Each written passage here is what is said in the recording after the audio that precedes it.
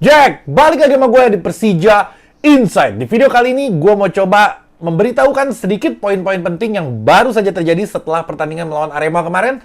Ada ucapan dari pelatih Arema, tanggapannya, terus ada juga statistik kita di pertandingan, ada juga teguran dari PSSI kepada Persija, macam-macam. Terus ada Thomas Doll yang kaget juga, ternyata ini rekor baru Persija. Jadi gue akan bawain pelan-pelan, tapi video kali ini gue nggak bakal panjang kayaknya karena beritanya juga cuma singkat. Jadi ya lebih cepat daripada sebelumnya lah. Oke, gue mau mulai. Pelatih Arema dia bilang hari ini, gue rasa dia bilang pertama gue baca ya, dia bilang pertandingan sepak bola ini tidak adil. Gue pikir dia mau nyalahin wasit atau dia mau nyalahin Persija curang atau apa. Ternyata kalau gue perdalam kalimat dia itu, dia nggak nyalahin siapa-siapa, cuman dia menyesalkan aja. Di dalam sepak bola itu ada beberapa yang nggak adil menurut dia. Hari ini saya bilang sepak bola itu terkadang tidak adil, dia bilang. Sepanjang musim ini, setelah 7 pertandingan, kami mengontrol jalannya pertandingan lebih baik hari ini. Selama 90 menit, dia bilang, hanya saja kami tidak bisa mencetak gol. Gua nggak setuju sama dia. Karena apa? Karena dia nggak mengontrol jalannya pertandingan selama 90 menit. Kita hanya bermain buruk itu di 10-15 menit awal aja. Sisanya kita menguasai jalannya pertandingan. Emang dari Arema juga ada beberapa serangan juga. Banyak juga serangan dari dia. Maksud gue kalau misalkan dia bilang mengontrol jalannya pertandingan, berarti kita yang digempur. Nyatanya enggak. Kita juga cukup menyulitkan pertahanan dia. Jadi, boleh lah maksudnya mencari kambing hitam, tapi jangan menyalahkan Persija gitu. Ya kalau kita menang, ya kalau gue bilang dari video sebelumnya, gue nggak mau jumawa ya. Gue bilang, ya kita beruntung aja di pertandingan kali ini. Karena Aremanya mainnya bagus, Persijanya juga mainnya bagus, dua-duanya bagus. Tapi kita yang menang. Ya hanya keberuntungan lah sebenarnya yang bisa memihak aja kepada kita gitu loh. Terus Arema dia bilang 11 kali nendang ke gawang nggak jadi gol, sedangkan Persija 2 kali ke gawang ternyata jadi gol. Jadi dia bilang itu, menurut dia itu nggak adil katanya. Karena gue 11 kali nge-shoot on target, nggak gol-gol. Sedangkan Persija cuma 2 kali ternyata gol. Ya itu salah pemain Anda gitu, bukan salah dari Persijanya. Persija bermain cukup efektif. 2 shoot on target, 1 jadi gol. 50% shoot on target jadi gol, itu bagi gue keren. Daripada lo nge-shoot 11 kali, banyak mubazir, mendingan lo 2 kali shoot tapi jadi gol 1 gitu loh. Jadi jangan menyalahkan Persija. Kalau Persija 2 gol jadi 2 shoot jadi gol, sedangkan lo 11 shoot nggak jadi gol, ya salahnya itu salah lo, bukan salah kita dong. Gitu, Jack. Oke, poin berikutnya. Rekor baru Persija, bukan rekor sih sebenarnya, catatan baru Persija, 7 pertandingan, 4 kali menang, 2 kali imbang, 1 kali kalah, 9 gol memasukkan, dan 7 gol kemasukan. Kemasukannya cukup banyak, emang hampir seperti kita ngegolin juga, tapi di 3 pertandingan terakhir kita clean sheet, nggak ada kegolan sama sekali. Jadi yang meragukan back, yang meragukan lini pertahanan kita, dijawab sudah, 3 pertandingan kita clean sheet. Keren.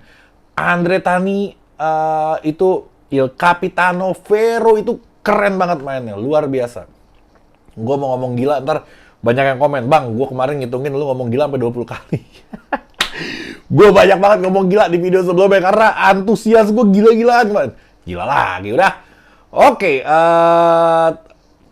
Thomas Doll bilang di pernyataan dia, dalam 10-15 menit kami belum bermain dengan baik, dia bilang, sehingga mendapatkan banyak ancaman dari Arema. Tapi setelah itu kami bisa beradaptasi. Kami pun mencetak gol dengan situasi serangan balik, di mana kami jarang melakukan itu. Benar, Persija nggak pernah bisa mencetak gol dari serangan balik. Agak antik, agak sedikit mencengangkan, maksud gue, dari pola permainan Persija yang nggak mengandalkan serangan balik, ternyata kita bisa ngegolin dari serangan balik. Cukup keren. Jadi kalau gue rasa gini, Thomas Doll ini rela meninggalkan egonya dia hanya untuk Persija menang gitu. Karena kalau dia kekeh di egonya dia tetap mau tiki taka. Dia tetap mau passing pendek, dia nggak mau passing long pass, dia nggak mau passing through ball, dia nggak mau main sayap. Itu gaya mainnya dia yang gue baca selama ini ya. Tapi dia lihat mungkin dari sisi pemainnya atau dari segi lapangannya pun berpengaruh, yang mana dia nggak bisa nerapin strategi itu. Bukannya pemain Persija nggak bisa ya, tapi rumputnya pertama, lo kalau main passing pendek, rumput harus bagus dulu. Karena kalau rumput nggak bagus, tuh bola bisa berhenti, bola bisa mantul, nggak jelas kemana-mana. Jadi pertama itu nggak bisa dipakai. Yang kedua, memang kontrol bola pemain kita nggak bagus. Itu dari awal kali pertama dia datang ke Persija, dia bilang, catatan pertama gue untuk pemain Persija, kontrol bolanya jelek sekali, sama passingnya jelek, dia bilang. Jadi kita harus latihan dasar. Waktu itu dia ngomong kayak gitu. Agak cukup memalukan waktu itu karena kita dinilai nggak bisa passing sama kontrol bola. Gila juga sih. Pemain profesional maksud gue. Tapi akhirnya Thomas Doll menanggalkan egonya dia dan dia akhirnya berusaha bermain dengan cara yang berbeda. Cara ini adalah cara yang sebenarnya sudah dipakai sama Persija dari dulu. Emang Persija mainnya kayak gini, ini bukan hal yang baru maksud gue. Jadi Thomas Doll datang ke sini pun bagi gue kalau mau pakai formasi ini itu nggak harus Thomas Doll juga, emang Persija udah mainnya kayak gini. Itu catatan gue sih buat Thomas Doll. Maksud gue kalau misalkan lo punya idealis dengan formasi lo, harusnya lo di situ aja. Harusnya keke aja dengan yang lo yakini gitu. Lo meyakini kalau formasi yang lo bawa ini bagus, strategi yang lo bawa bagus, ya lo pakai aja gitu. Jangan sampai lo meninggalkan idealis lo dengan formasi lo yang udah lo pelajarin selama ini gitu. Jadi bukan Thomas Doll harus mengikuti gaya main Indonesia, tapi pemain Indonesia, pemain Persija yang harus mengikuti gaya Thomas Doll. Karena pasti Thomas Doll gaya mainnya gaya main Eropa. Dan Eropa adalah itu pusatnya sepak bola gitu. Jangan standarnya diturunin ke kita, tapi standar kita dinaikin ke dia. Kalau gue sih ngeliatnya kayak begitu. Gue bilang gak bakal lama, tapi lumayan lama ternyata nih. Oke, terus Thomas Doll ada lagi pendapatnya kayak gini, kalimatnya gini, dibilang, saya baru mengetahui bahwa ini kemenangan pertama kami setelah 19 tahun. Hal ini membuktikan untuk menang lawan Arema di Stadion Kanjuruhan sangat sulit. Saya rasa kami layak mendapat kemenangan. Jadi dia kaget, ya, woi gila, nggak tahu kita baru menang 19 tahun kita nggak menang-menang, ternyata kita menang akhirnya. Jadi Thomas Doll baru tahu itu. Tapi gue mau koreksi dikit sih tadi kalimat gue yang gue bilang Thomas Doll nggak berpengaruh untuk menjalankan formasi. Ada sedikit pengaruhnya sih bagi gue. Cuman lo perlu iyahkan pendapat gue kalau pemain Persija memainkan strategi ini sama seperti permainan Persija dulu. Zaman Simic juga Persija mainnya kayak gini. Tapi ada sedikit perbedaan dari sisi defender kalau gue ngeliat. Kalau dari lini serang sama aja. Lini serang Persija emang mainnya kayak gitu. Tapi dari sisi pertahanan, gue bilang kemarin Persija pertahanannya sangat rapat banget. Dia bisa bikin 2 lapis pertahanan. Lu perhatiin pertandingannya. Dia bisa bikin 2 lapis pertahanan, bahkan kalau ada pemain musuh yang menyerang kiri, yang selalu gue bilang ada triangle pertahanan. Dari bek kiri, dari gelandang bertahan, sama dari sayap kanan itu nutup.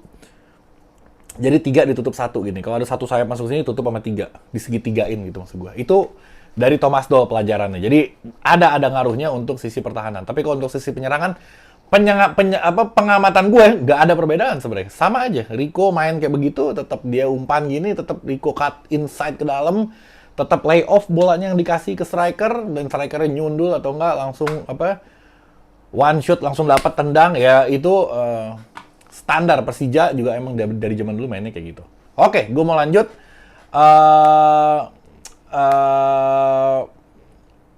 PSSI yang dari PSSI ya sekarang ya. PSSI tegur Persija dan Persija akan kena sanksi. Agak nekat sih Persija ngelawan Iwan Bule ya. Iwan Bule terkenal tegas kan. 5 pemain jadi 10 pemain yang dipanggil oleh PSSI, pemain timnas Indonesia U19 kalau nggak salah. Hanya 5 yang dikasih sama Persija. Nih lo pakai nih 5 orang nih. 5 lagi nggak gue kasih karena 5 lagi masih dibutuhin sama tim. Terbukti siapa aja? Ada Nico, ada Cahya Supriyadi, ada Frankie Misa, Ginanjar, Muhammad Ferrari. Itu nggak mau dilepas sama Persija.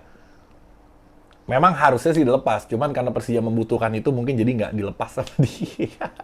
Tapi yang paling berpengaruh sebenarnya Cahaya lepas aja sih, nggak apa-apa juga dia mau dilepas gitu. Maksud gue kayak Ginanjar mau suruh jalan juga nggak apa-apa gitu, karena nggak dipakai juga. Nico terakhir dimainin, cuman kalau Nico mau dibawa, iya nggak apa-apa. Cuman kalau Ferrari, jangan lo ganggu Ferrari gue tuh, waduh. Frankie Misa juga jangan diganggu, jangan. Ferrari sama Frankie Misa nggak boleh kemana-mana dulu. Jadi kenapa kayak begitu? Katanya kata si wakil presiden kita, dia bilang Ganesa maksud gue.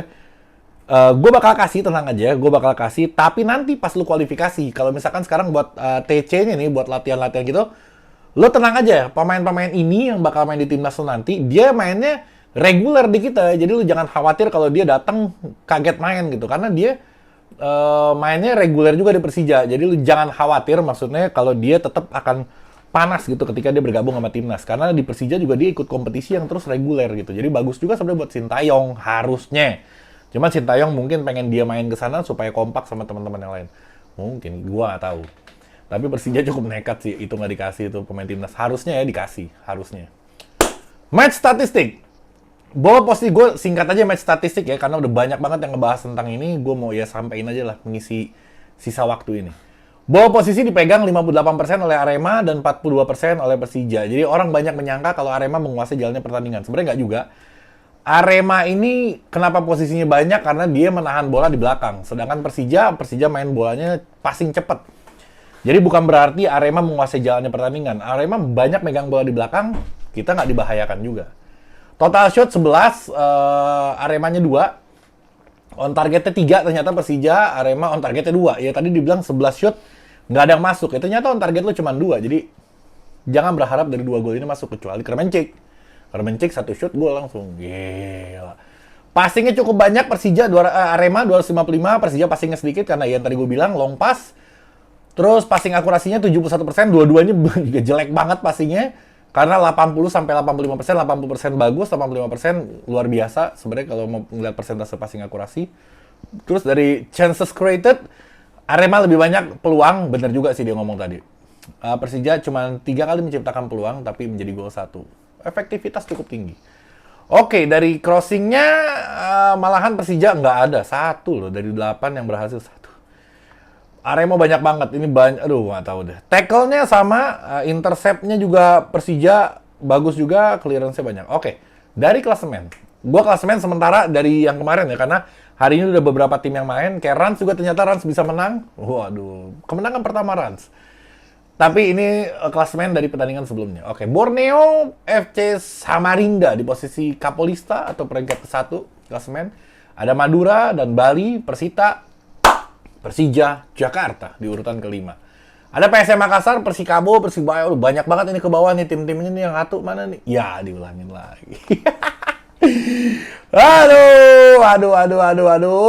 Oke, jadi tim kita ada di 5 besar, keren, cukup bagus, dan terpautnya berapa poin? Cuman 14 sampai berapa sih itu? 18, 4 poin. 2 pertandingan, kita ketemu Borneo, kita kalahin, ya nggak? Terus Borneo ketemu tim lain, Borneo kalah, kita bisa di Kapolista, bisa peringkat 1. Masih ada harapan, bukan masih ada harapan, banyak banget harapan untuk Persija. Kalau lo main di Liga Italia atau Liga Inggris, lo kalah 1 kali di awal-awal musim, lo bisa menjadi penyebab lo di akhir musim. Karena selisihnya rata-rata 1 poin, 2 poin tuh di akhir musim. Liga Italia juga kayak gitu.